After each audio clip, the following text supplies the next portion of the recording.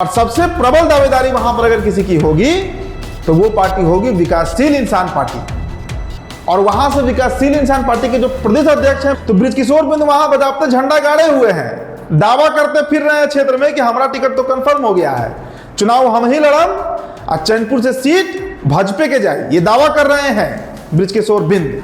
जमा खान वो सीट छोड़ेंगे? आपको लगता है कि नीतीश कुमार के मंत्री का सिटिंग एमएलए का कोई टिकट काट दे? बहुत असंभव सी बात लगती है। 2020 में निर्दलीय चुनाव लड़े, बहुत मजबूती से चुनाव लड़े, 13,000 वोट ले आए। तो इस बार 2 महीने पहले बजाते वो दिल्ली जाकर मायावती जी से उनकी मुलाकात हुई।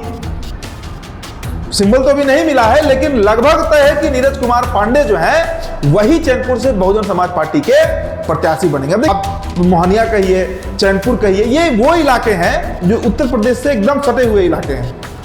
तो यहां पर बहुजन समाज पार्टी का जो वोट है, जो चमार जाति के वोटर हैं, वो बड़े डिसिसिव होते हैं। और दोस्तों, बिहार का कैमूर जिला जिसे भभुआ जिला भी माना जाता है, कहा जाता है, परिसीमन के बाद वो जिला जब शाहाबाद में जिला अलग हुआ, बक्सर अलग हुआ, भोजपुर अलग हुआ, तो उसके बाद उसका नाम कैमूर पड़ गया।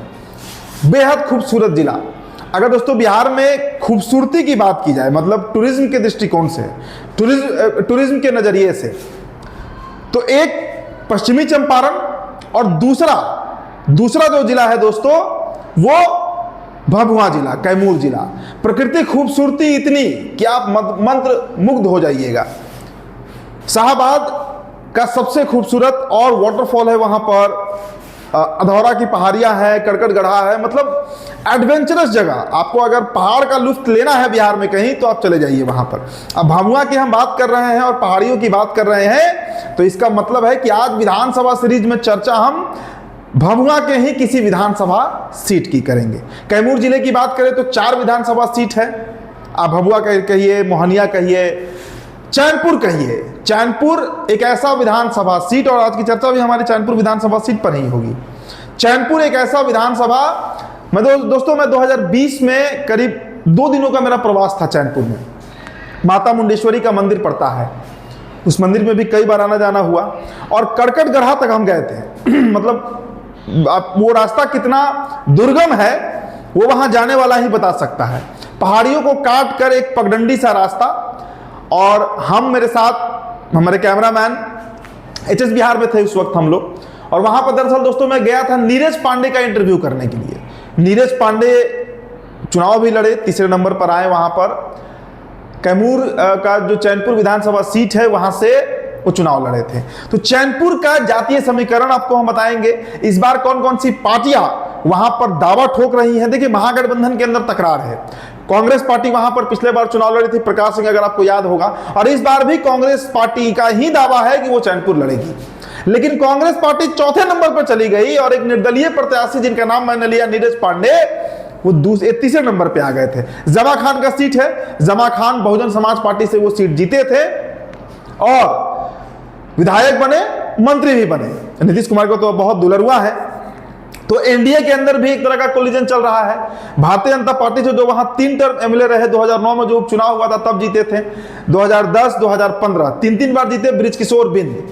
खबर हमारे पास है, और भभुआ के लोगों से अगर बात कीजिएगा आप चैनपुर के लोगों से, तो बृजकिशोर बिंद वहां बजाते झंडा गाड़े हुए हैं, दावा करते फिर रहे हैं क्षेत्र में कि हमारा टिकट तो कंफर्म हो गया है, चुनाव हम ही लड़म और चैनपुर से सीट भाजपा के जाए, ये दावा कर रहे हैं बृजकिशोर बिंद।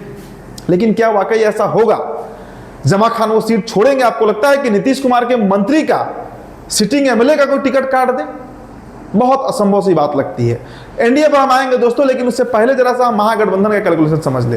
कांग्रेस पार्टी का दावा कितना सच है, कांग्रेस पार्टी की दावेदारी कितनी तगड़ी है, ये बहुत बड़ा सवाल।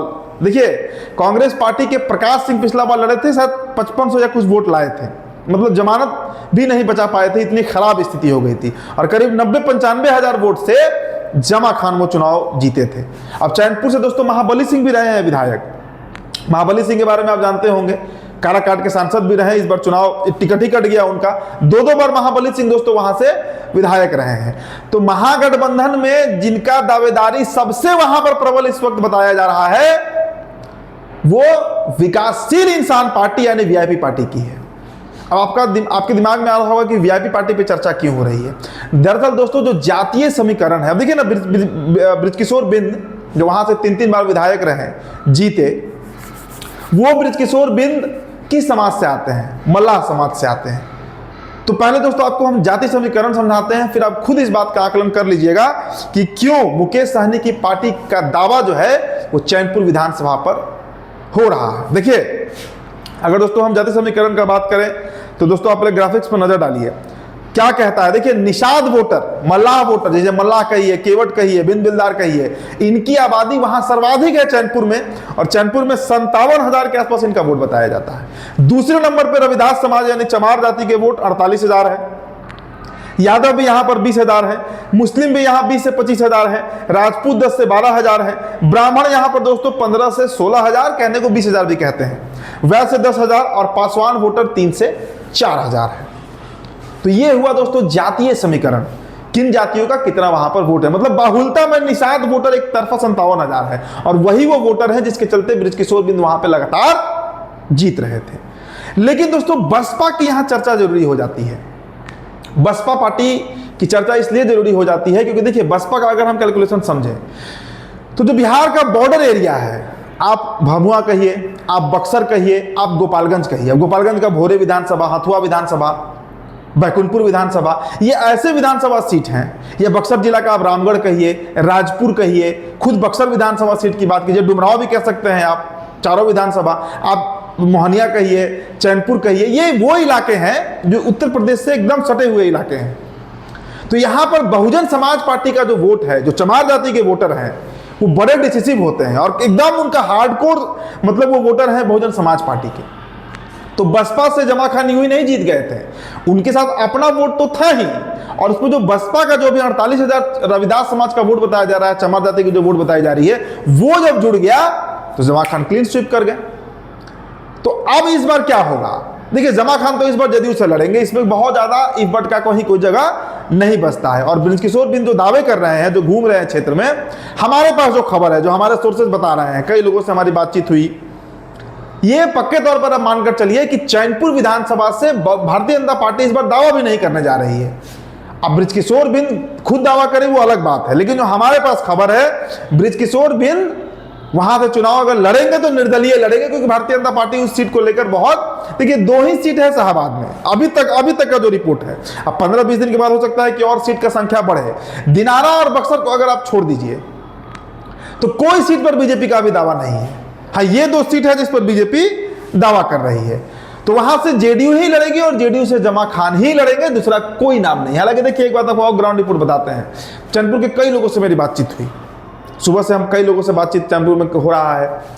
ज्यादातर लोग यही कह रहे हैं कि जमा खान इस बार कमजोर स्थिति में आ गए हैं। मतलब जिस तरीके से वो 2010 में फाइट किए, 2015 में फाइट किए, पहले कांग्रेस पार्टी के टिकट पर फाइट किए, फिर निर्दलीय भी लड़े, फिर बहुजन समाज पार्टी के टिकट पर भी लड़े, जमा खान का वो पकड़ नहीं है। मुसलमानों के बीच भी एक तबका है जो नाराज है उनसे, मतलब मुसलमान भी उनसे नाराज है, और जो उनके वोटर हैं, मतलब पिछले बार क्या हुआ था आप याद कीजिए, उपेंद्र कुशवाहा, बहुजन समाज पार्टी, AIMIM, ये सभी मिलकर एक BLSP गठबंधन बना था 2020 में, और वहीं पर बहुजन समाज पार्टी के सिंबल पे वो लड़ गए थे।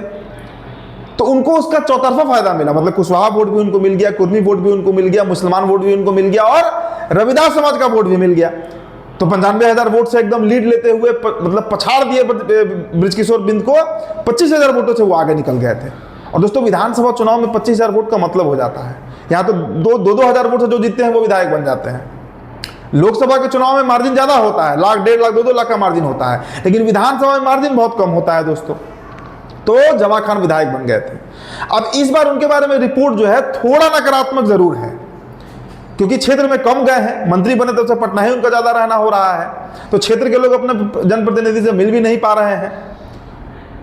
तो एनडीए गठबंधन से तय है कि जमा खान ही लड़ेंगे, जेडीयू ही लड़ेगी। अब आइए महागठबंधन पर। देखिए, कांग्रेस पार्टी की भी एक नई प्रत्याशी मार्केट में आई है, आंचल सिंह। अभी जो कन्हैया का यात्रा हुआ उसमें बड़ा वायरल हुई थी, वो राहुल गांधी के साथ भी उनकी तस्वीर है, और कांग्रेस पार्टी की डिवोटेड वर्कर है, और इस बार मजबूती से क्षेत्र में घूम भी रही है। मतलब दौरा जो है वो हो रहा है, उनका क्षेत्र में भ्रमण हो रहा है और इस बात को लेकर बड़ा स्वस्थ है वो कि इस बार, चूंकि देखिए प्रकाश सिंह पिछले बार बड़े बुरी तरीके से हारे थे, 5500-5000 वोट आया था उनको, तो साख भी नहीं बता पाए थे पार्टी की। हालांकि देखिए उस सीट से अगर आरजेडी लड़े, पिछले बार अगर आपको याद होगा दोस्तों, तो भोला यादव उस क्षेत्र में बड़ा घूम रहे थे। भोला यादव महासचिव है पार्टी के, पिछले बार जगदानंद सिंह ने उन्हें आश्वस्त कर दिया था कि भाई टिकट इस बार मिलेगा आपको, लेकिन अंतिम समय में क्या हुआ, वो सीट चला गया कांग्रेस को और भोला यादव झंडा उठाते रह गए। तो इस बार भोला यादव भी रेस में है, लेकिन आरजेडी दोस्तों हमारे पास जो इनपुट है, चैनपुर नहीं लड़ने जा रही है और सबसे प्रबल दावेदारी वहां पर अगर किसी की होगी तो वो पार्टी होगी विकासशील इंसान पार्टी। और वहां से विकासशील इंसान पार्टी के जो प्रदेश अध्यक्ष हैं कमर कस रहे हैं, चूंकि 57,000 मतलब 55,000 से ऊपर, मतलब करीब करीब 60,000 दोस्तों वोट सिर्फ निषादों का है। और वो अगर एक तरफा स्विफ्ट किया, साथ में अगर यादव वोट जुड़ गया, मुसलमान का कुछ वोट जुड़ गया, तो ये सीट इस बार हो सकता है कि विकासशील इंसान पार्टी निकाल भी ले जाए, मतलब वो सीट जीत भी सकती है अगर जमा खान थोड़े कमजोर पड़ गए। तो हमारे पास यही इनपुट है कि उस सीट से वीआईपी की तैयारी है और कांग्रेस को इस बार वो, और देखिए दोस्तों कांग्रेस पार्टी भी इस बार उस मूड में है कि वो वैसी ही सीट चाहती है जिन सीटों पर उसकी पकड़ मजबूत है, जहां पिछले बार वो 2000-3000 वोट से हारी थी। अब ऐसी सीट पर कांग्रेस पार्टी दाव भी नहीं खेलेगी जहां जीतने वाले को 95,000 आया और कांग्रेस पार्टी के प्रत्याशी को 5,000 आया, वहां पर दाव कांग्रेस पार्टी खेलेगी भी नहीं। तो वीआईपी का ज्यादा चर्चा है चैनपुर से। अब दोस्तों यहां पर आपको हम एक और रिपोर्ट दिखाते हैं। देखिए बहुजन समाज पार्टी की चर्चा हमारे लिए यहां पर जरूरी हो जाती है। क्यों भाई? क्योंकि पिछले बार बीएसपी वो सीट जीती थी। अलग बात है कि जमा खान फिर जदयू में चले गए। तो देखिए बहुजन समाज पार्टी को लेकर जो इनपुट है, बहुजन समाज पार्टी से जो सबसे मजबूत दावेदार वहां पर इस वक्त बताए जा रहे हैं वो नीरज पांडे हैं, जिनका जिक्र मैंने वीडियो की शुरुआत में आपसे किया था। अब नीरज पांडे को लेकर जो चर्चा है, नीरज पांडे उसी इलाके के हैं, रहने वाले भभुआ के, लेकिन चैनपुर में वो लगातार 2015 से काम कर रहे हैं, 10 साल से ऊपर हो गया उनको काम करते हुए। 2020 में निर्दलीय चुनाव लड़े, बहुत मजबूती से चुनाव लड़े, 13,000 वोट ले आए। तो इस बार 2 महीने पहले बजाते वो दिल्ली जाकर मायावती जी से उनकी मुलाकात हुई। सिंबल तो भी नहीं मिला है, लेकिन लगभग तय है कि नीरज कुमार पांडे जो है वही चैनपुर से बहुजन समाज पार्टी के प्रत्याशी बनेंगे। अब देखिए इनका अपना वोट भी है, किसी पार्टी का नहीं है। जो 13,000 पिछले बार इनको मत मिला था, 13,300 के आसपास इनको वोट आया था, वो नीरज पांडे का अपना मेहनत था जो उनको इतना वोट आया।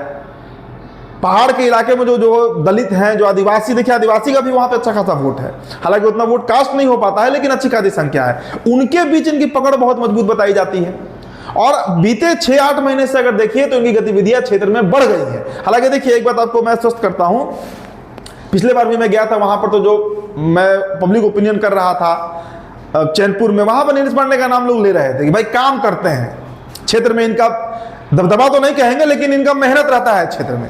तो बहुजन समाज पार्टी में मायावती ने आश्वस्त किया है नीरज पांडे को कि तैयारी टाइट रखिए, और इनका तैयारी चल भी रहा है।